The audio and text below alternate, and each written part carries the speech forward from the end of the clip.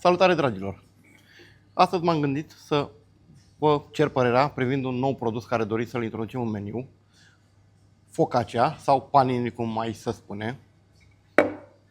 Ia uitați ce focaccia avem. Aerată, super. Haideți să și încercăm să vedem dacă putem să mâncăm din ea. Plină cu prosciutto cotto, salată, roșii.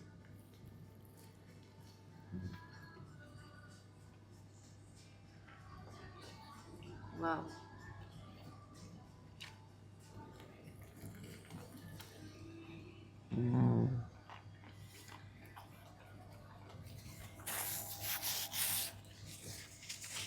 Super, super, ok. Ce părere aveți? Introducem acest preparat în meniu? Scrieți-ne în comentarii părerea voastră.